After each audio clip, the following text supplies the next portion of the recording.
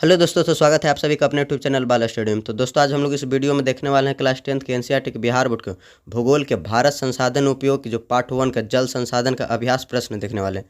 तो चलते हैं दोस्तों, इस वीडियो में हम लोग आज देखने वाले जल संसाधन के अभ्यास प्रश्न। तो सबसे पहला अभ्यास प्रश्न क्या चीज बोल रहा है? वस्तुनिष्ठ प्रश्न। सबसे पहला अभ्यास प्रश्न कौन सा है? वस्तुनिष्ठ प्रश्न। तो देखिए, वस्तुनिष्ठ प्रश्न में सबसे पहला वस्तुनिष्ठ प्रश्न क्या है कि बृहद क्षेत्र में जल की उपस्थिति के कारण ही पृथ्वी को कहते हैं।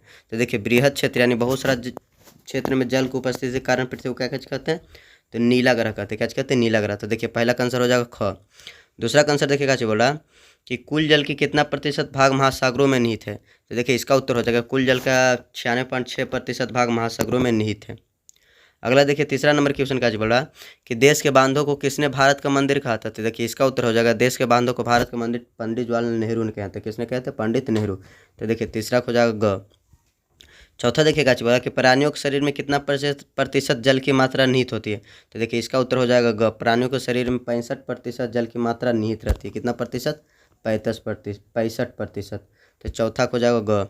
पांचवा में बोला कि बिहार में अति जल दोहन की से किस तत्व का संकेंद्रण बढ़ा?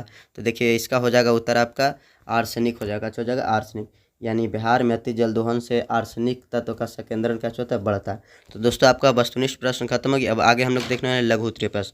तो देखिए, सबसे पहला लघु उत्तरीय प्रश्न क्या है कि बहुउद्देशीय परियोजना से आप क्या समझते हैं? तो इसका उत्तर हो जाएगा वैसा परियोजना जिसमें एक ही साथ और एक ही समय में अनेकों उद्देश्य की आपूर्ति होती है, उसे बहुउद्देशीय परियोजना कहते हैं। यानी एक ही टाइम में क्या होगा? एक ही टाइम में और एक ही साथ हम लोग अनेक उद्देश्य की पूर्ति करते हैं। क्या करते हैं? अनेक उद्देश्य की पूर्ति करते हैं, उसी को हम लोग बहुउद्देशीय परियोजना कहते हैं। तो ये हो गया आपका पहला का उत्तर।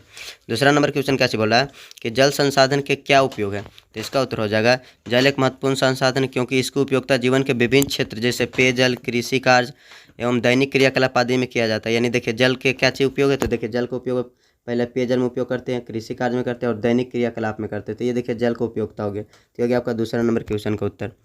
तीसरा नंबर क्वेश्चन क्या बोला कि अंतर्राज्यीय जल विवाद के क्या कारण? तो देखिए, इसका उत्तर हो जाएगा कि दो राज्यों के बीच जल के विभाजन को लेकर उत्पन्न विवाद को अंतर्राज्यीय जल विवाद कहते हैं। तो देखिए, आपसे ये भी पूछ सकते हैं कि अंतर्राज्यीय जल विवाद किसे कहते हैं? तो क्या चीज़ बोलिए कि दो राज्यों के बीच जल के विभाजन को लेकर उत्पन्न विवाद को अंतर्राज्यीय जल विवाद कहते हैं।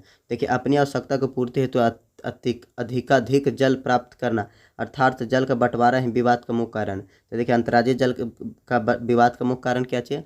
तो अंतर्राज्यीय जल का विवाद का मुख्य कारण है जल का बंटवारा। क्या चाहिए? जल का बंटवारा। तो जल का बंटवारा क्यों होता है?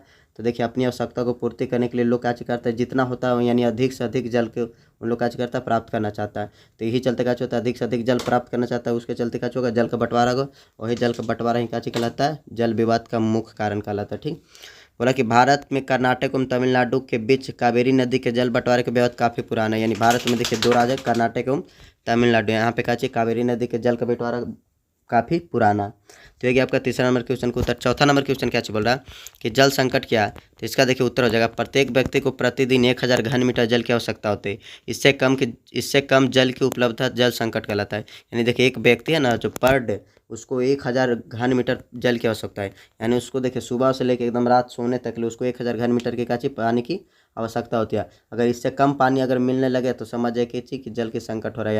यानी इससे कम जल की उपलब्धता हम लोग क्या कहते हैं? जल संकट कहते हैं। तो देखिए, लिखा है ना कि प्रत्येक व्यक्ति को प्रतिदिन 1000 घन मीटर जल की आवश्यकता होती है। इससे कम जल की उपलब्धता जल संकट कहलाता है। ठीक। तो ये हो गया आपका चौथा नंबर क्वेश्चन का उत्तर।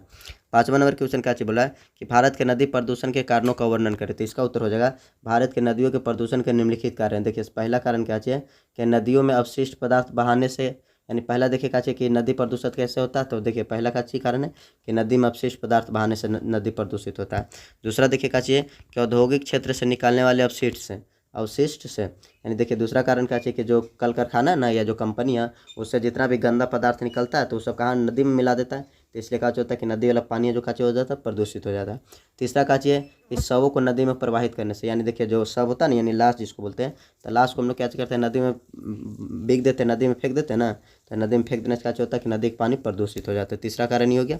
चौथा कारण देखिए कुछ बोला कि धोबी घाट बनाने से। देखिए, धोबी लोग क्या करता है कि डिटर्जेंट पाउडर का उपयोग करता है कपड़ा धोने के लिए। तो डिटर्जेंट पाउडर में बहुत हानिकारक केमिकल होता है, तो उस केमिकल से क्या हो जाता है कि नदी का पानी क्या हो जाता है? प्रदूषित हो जाता है।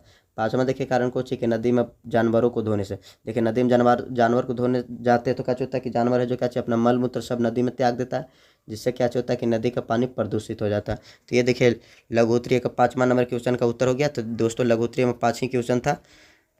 तो ये देखिए पांचों क्वेश्चन हम आपको बता दें। अगर वीडियो आपको पसंद आएगा तो इसको लाइक कीजिएगा, चैनल को सब्सक्राइब कीजिएगा, दोस्तों में इसको शेयर जरूर कीजिएगा और कमेंट जरूर कीजिए कि आपको समझ में कहाँ पे नहीं आया। अगर समझ में आया तो कमेंट में लिखिएगा। Thank you. तब तक के लिए जय हिंद।